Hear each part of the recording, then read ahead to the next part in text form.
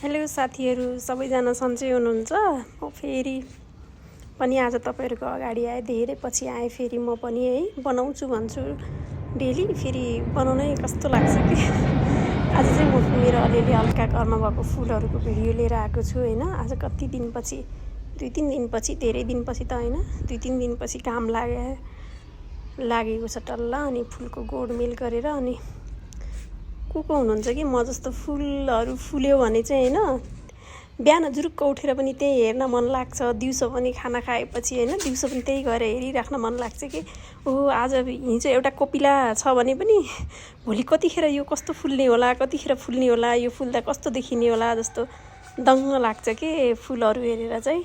अनि धेरै त छैन तर पनि सानो मेहनत आफ्नो होइन गरे चाहिँ यसपालि चाहिँ सयपत्री यस्तो राम्रो, पोहोर साल चाहिँ त्यति राम्रो भएको थिएन। अहिले चाहिँ मेरो सयपत्री चाहिँ यस्तो राम्रो फुलेको छ नि। अनि भित्र पनि अलिअलि भर्याङहरूमा पनि अलिअलि इन्डोर लगाएको छु। देख्दा त कति राम्रो हुन्छ साथीहरू। कहिले पानी हाल, कहिले पानीमा सार, कहिले के लाग्छ, किरा लाग्छ, यता गर उता गर, एक्लै गर्दा कहिले कहिले त यति दिक्क लाग्छ आफूले नसक्ने बेलामा।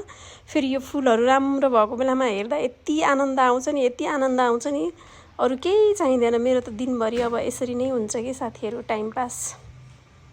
फुलहरू हेऱ्यो, दङ्ग पर्यो, अनि लगायो। फुलहरू नयाँ आयो भने चाहिँ यति किनिहाल्न मन लाग्छ होइन। अनि यता छ भने यताको फुल कहिले भर्याङमा छ भने भित्र सार्यो, भित्रको फुल छ भने फेरि बाहिर सार्यो, यसरी नै जान्छ। अहिले यहाँ ह्याङ्गिङमा चाहिँ त्यति धेरै छैन, अब यतिखेरको चाहिँ त्यस्तो धेरै हुँदैन कि। खास मैले ह्याङ्गिङ चाहिँ जाडो महिना त्यो पिटुनियाको लागि मजाले लगाउँछु। यो बेगमबेली चाहिँ हेर्नु न यस्तो राम्रो भएको छ नि, भर्खर फुल अस्ति काटेँ फुल्दैन होला भनेर, अहिले त कस्तो मजाले फुलेको छ कि। अनि फुल त कता हो अब जता पनि लगाएको छु, सक्ने ठाउँ जति, झुन्ड्याउन ठाउँ सक्ने जति र राख्न सक्ने ठाउँ जतिमा लगाएको छु होइन। आज फेरि यस्तो घाम लागेको छ, अलिअलि भित्रको फुल पनि बाहिर निकालेको छु कि जाडोमा पनि कस्तो त सेतो ढुसी जस्तो लाग्छ कि मेरो त फुलहरूमा पनि। आज सबमा औषधि हालेर फुलहरूले पनि मजाले घाम ताप्दैछन्। आनन्द लाग्छ कि फुलहरू यसरी फुलेको हेर्दा चाहिँ। बाई साथीहरू।